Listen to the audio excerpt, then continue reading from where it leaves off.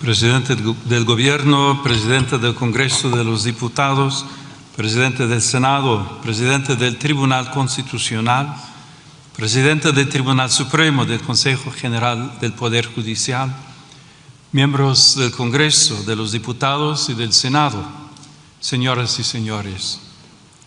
Agradezco a la señora Presidenta sus amables palabras, así como la invitación que la sede apostólica ha recibido con ocasión de mi viaje a este país, así como la deferencia de acogerme en este histórico Palacio del Congreso de los Diputados, ámbito eminente de la vida institucional, jurídica y democrática del Reino de España.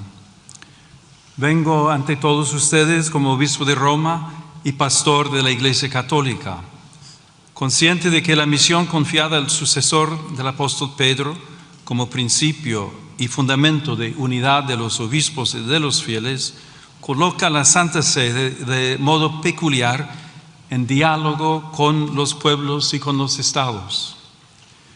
Mi presencia entre ustedes quiere ser un gesto de cercanía hacia España, en el marco de la mutua cooperación y una palabra ofrecida desde el servicio a la persona humana.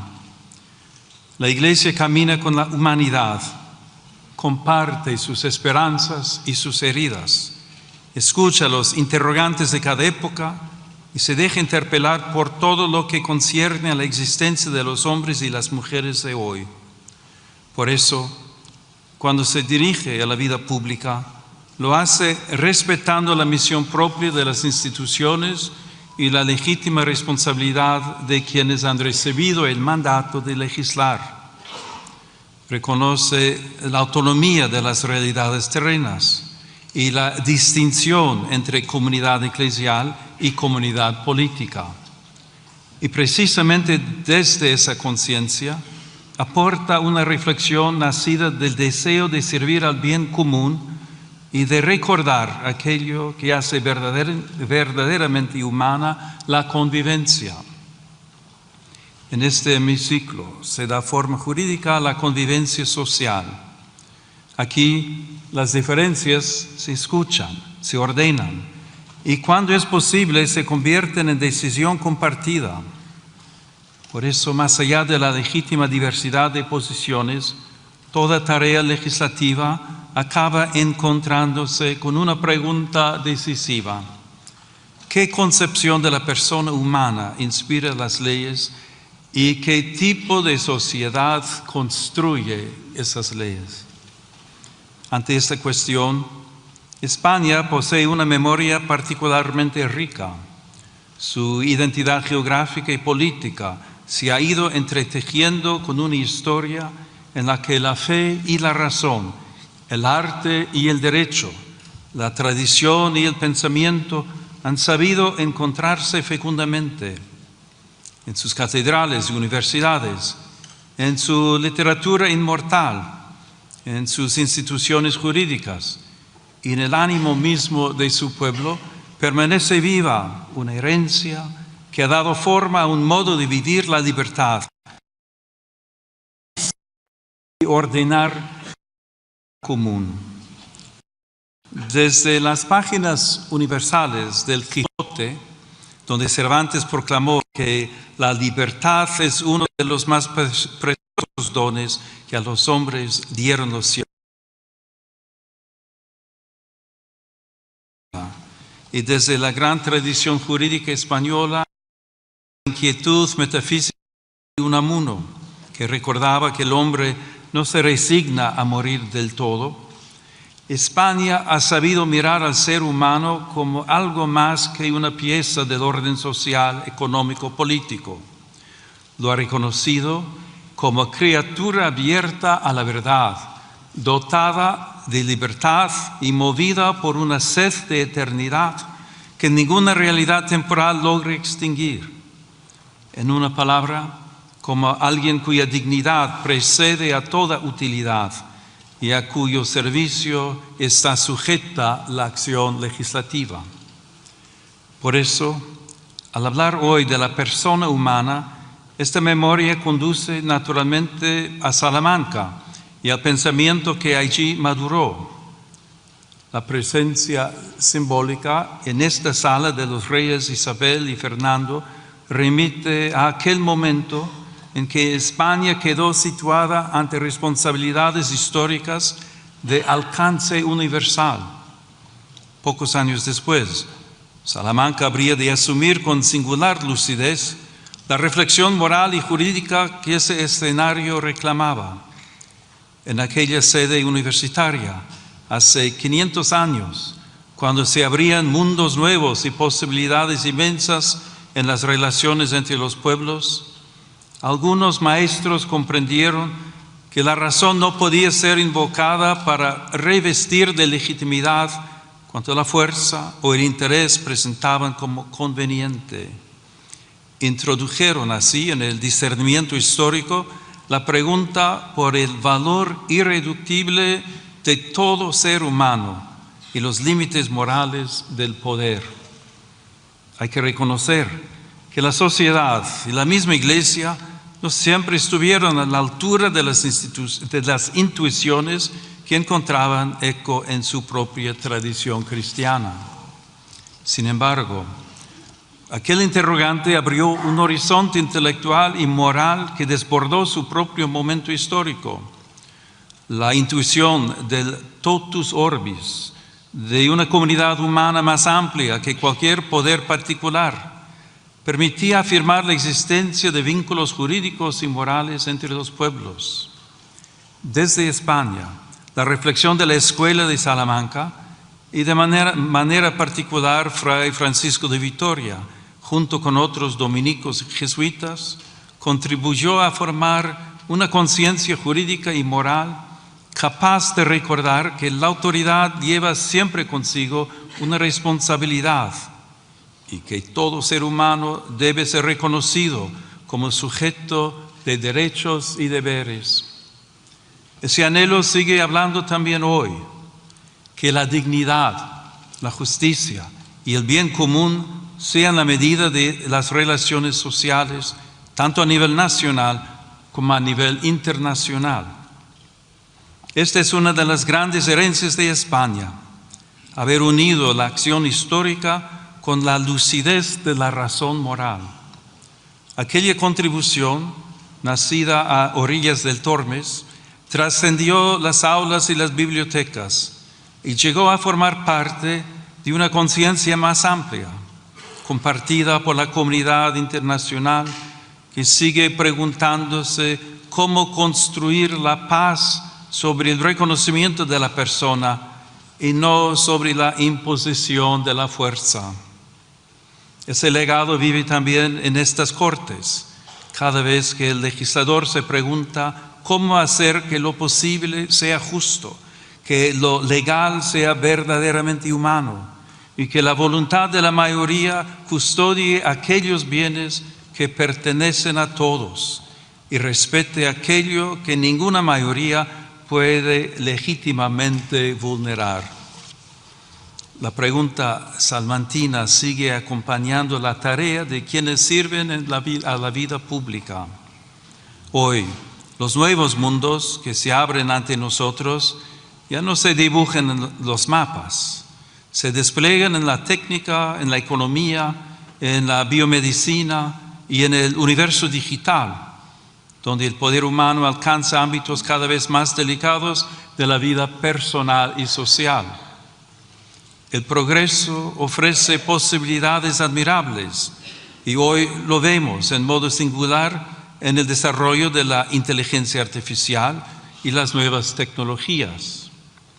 Como he recordado en mi reciente encíclica, la tecnología en sí misma no es neutral porque toma el rostro de quien la concibe, la financia, la regula y la utiliza. Por eso, ante las transformaciones de nuestro tiempo, nuestro discernimiento debe centrarse en qué lugar ocupa la persona humana en nuestras decisiones y cómo se plantean hoy de manera nueva la dignidad del trabajo, la solidaridad, la política social y el bien común. Este discernimiento comienza por una afirmación primera. Toda sociedad auténticamente justa se edifica sobre el reconocimiento de la dignidad inviolable de la persona humana. Tal dignidad precede a toda concesión del Estado y no puede quedar subordinada a consensos sociales mudables o al vaivén de las mayorías de cada momento. Pertenece a todo ser humano por el hecho mismo de existir y por eso debe orientar todo ordenamiento jurídico positivo. La fe cristiana la proclama a partir de la revelación.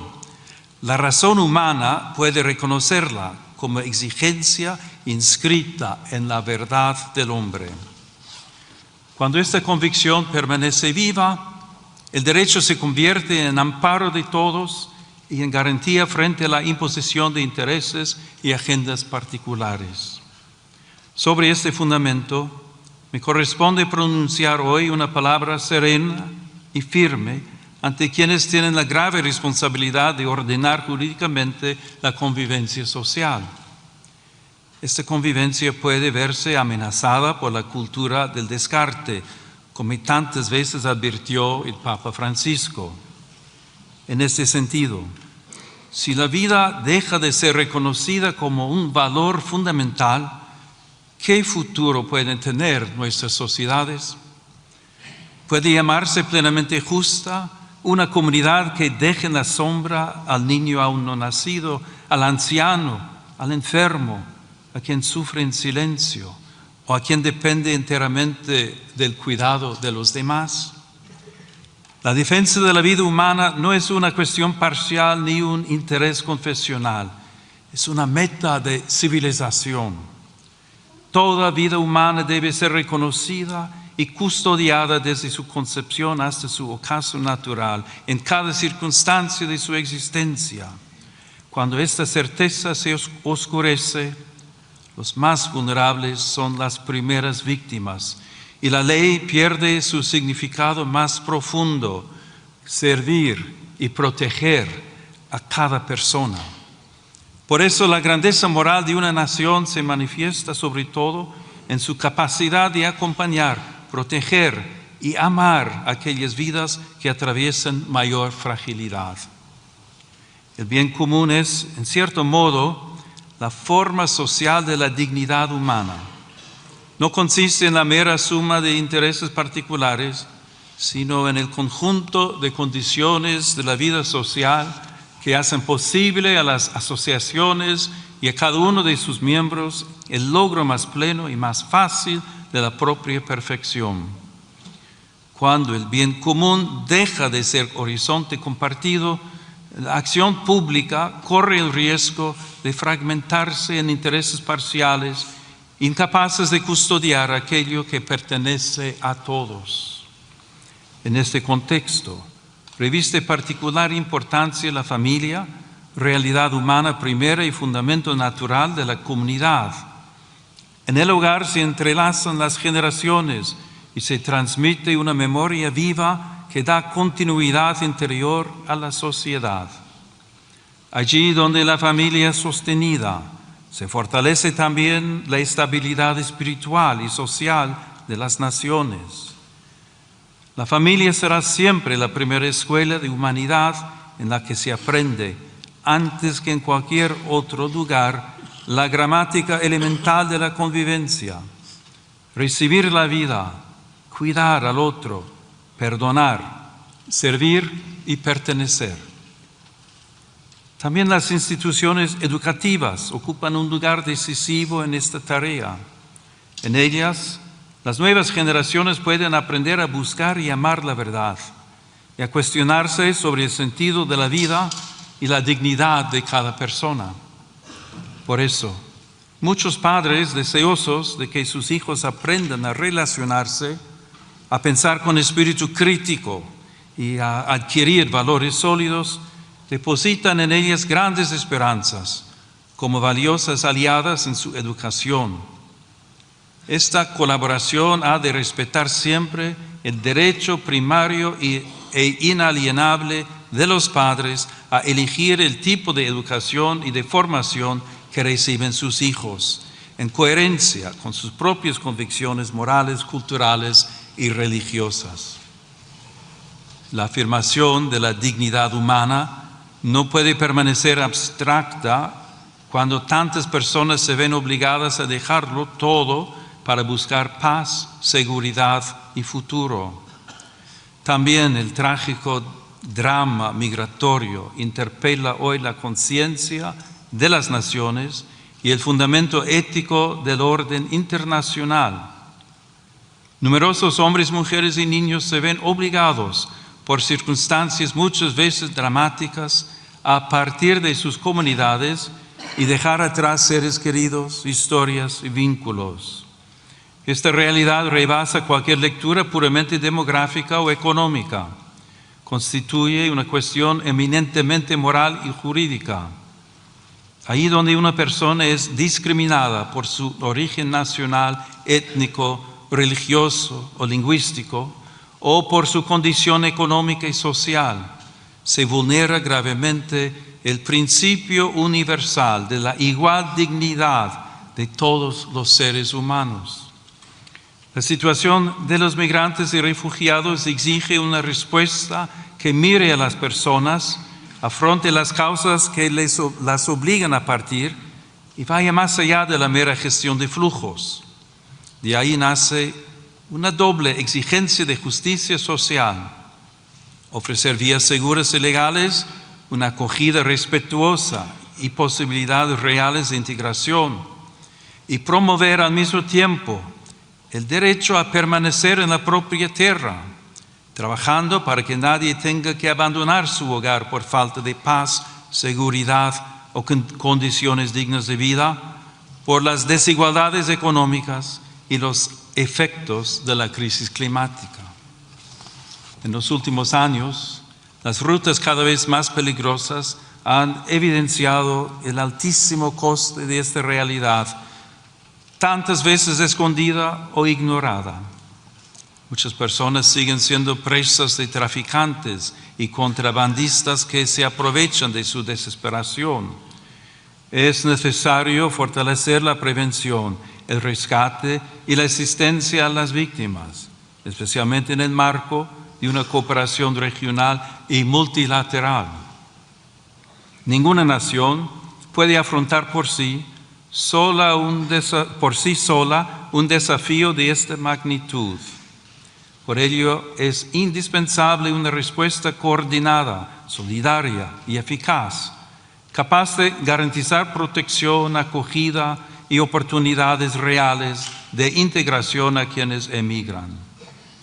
Cuando la respuesta institucional se hace cercana, justa y coordinada, las fronteras dejan de ser lugares de abandono y pueden convertirse en espacios de protección responsable de la dignidad humana. Señorías, el mundo atraviesa una profunda crisis espiritual y cultural que se manifiesta en múltiples formas de violencia, polarización y desconfianza recíproca. En este contexto, la paz se presenta como una aspiración política y más aún como una verdadera exigencia moral. Reclama una palabra pública que respete a quien piensa distinto, instituciones puestas al servicio del encuentro, una memoria histórica que busque la verdad y la reconciliación y una vida social capaz de sostener la amistad cívica y el respeto mutuo en medio de la discrepancia. En el plano internacional, la paz exige valentía diplomática, responsabilidad ética y una visión de futuro fundada en el respeto a la identidad de cada pueblo y en la obligación de los estados de resolver sus controversias por los caminos pacíficos que ofrece el derecho internacional. Toda guerra constituye, en última instancia, una dolorosa derrota de la capacidad de negociar y también de aquella conciencia común de la humanidad que reconoce vínculos de justicia entre las naciones. Las armas pueden imponer un silencio temporal, pero nunca podrán edificar una paz auténtica y duradera.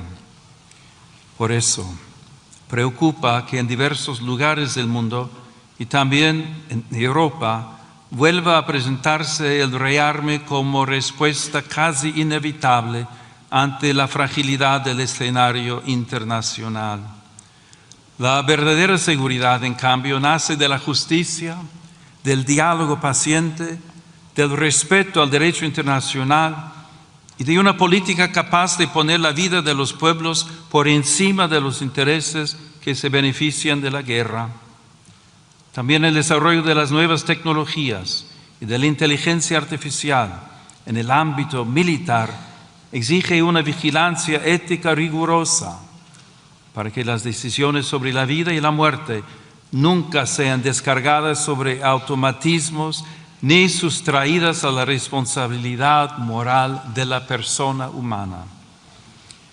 La comunidad internacional está llamada a redescubrir el valor indispensable del diálogo como camino paciente hacia acuerdos justos y duraderos, fundados en el respeto a los tratados, en la transparencia de la acción diplomática y en la voluntad sincera de anteponer la paz al recurso a la fuerza.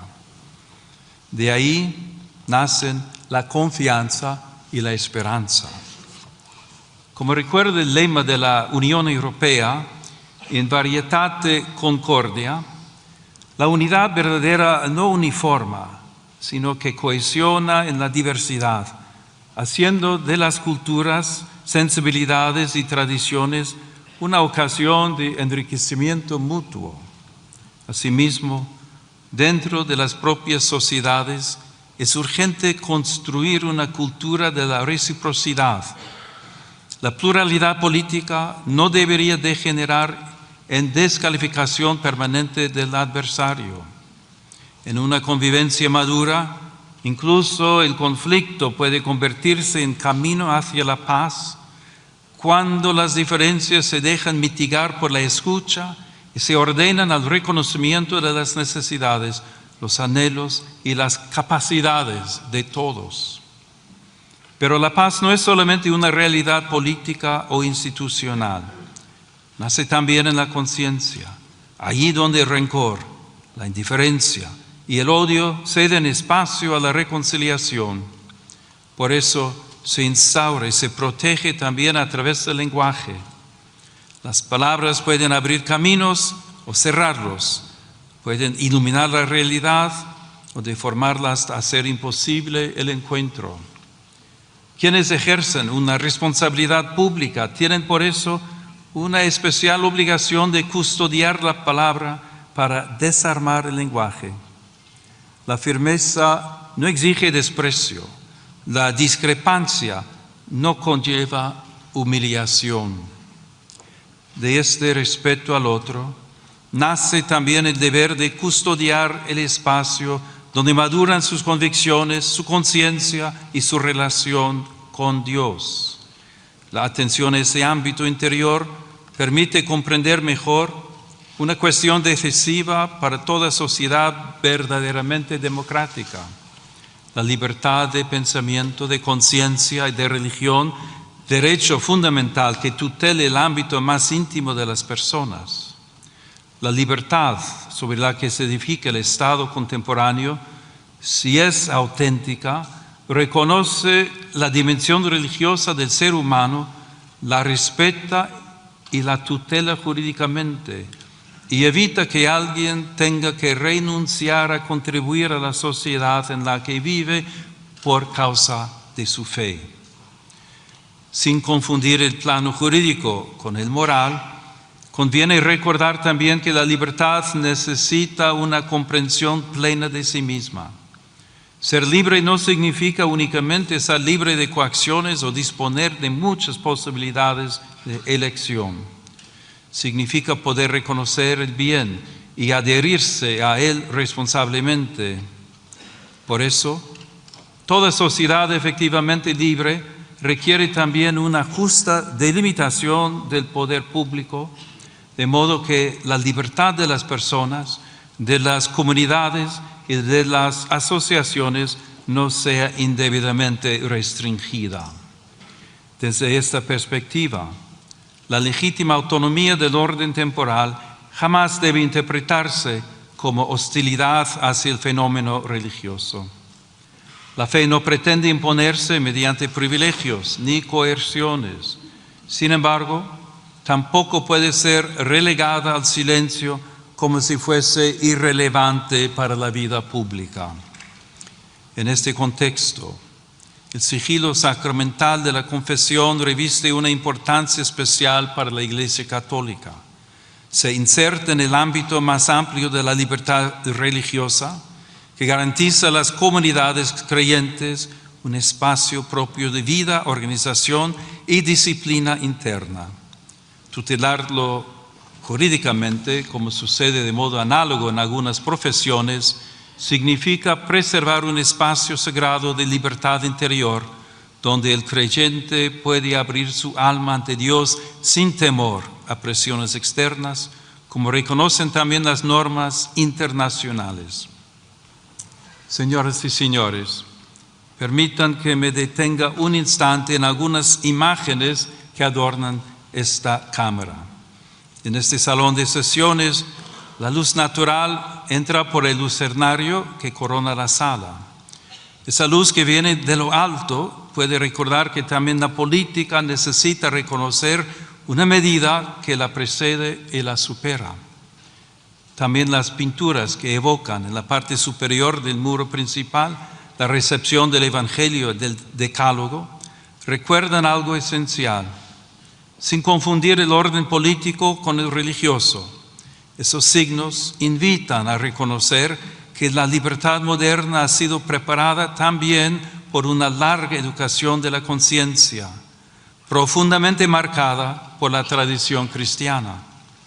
En esa escuela interior, los pueblos aprendieron que el derecho debe servir al bien, que la justicia pone límites a la fuerza, que el poder necesita legitimidad, que los pobres pertenecen plenamente a la comunidad, que el extranjero debe ser acogido conforme a su dignidad y que la vida humana jamás puede ser tratada como mercancía.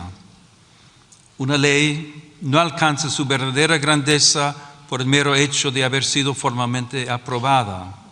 La alcanza cuando, además de ser válida en su forma, puede comparecer ante la dignidad de la persona y salir de ese examen sin avergonzarse. Les invito a alzar pues la mirada, no para alejarse de la realidad, sino para recordar que toda decisión de las autoridades públicas toca personas de carne y hueso, especialmente a quienes tienen menos fuerza para hacerse oír. Porque la altura de miras consiste precisamente en mirar con más hondura aquello que está en juego en cada decisión pública. Por eso, junto a las respuestas técnicas y las reformas legales, hace falta también una renovación moral. España puede ofrecer mucho en este camino. Cuenta con una lengua que une continentes, una tradición cultural, jurídica y espiritual que ha sabido poner en diálogo fe y razón, derecho y conciencia, unidad y pluralidad. Esta experiencia histórica recuerda también el valor de la concordia y del esfuerzo paciente por construir una convivencia pacífica y justa. Que esta noble nación jamás pierda la memoria de sus raíces ni la audacia de mirar al futuro. Que España continúe siendo tierra de encuentro, de cultura, de solidaridad y de esperanza. Y que su vida pública sepa unir siempre la firmeza de las convicciones con la nobleza del diálogo y la grandeza del servicio. Que Dios conceda paz a todas las naciones de la tierra, concordia a las familias y serenidad a las conciencias. Y que sobre el reino de España, marcado por la huella apostólica de Santiago y por la presencia maternal de la Virgen del Pilar, desciendan días de prosperidad, justicia y paz duradera. Muchas gracias.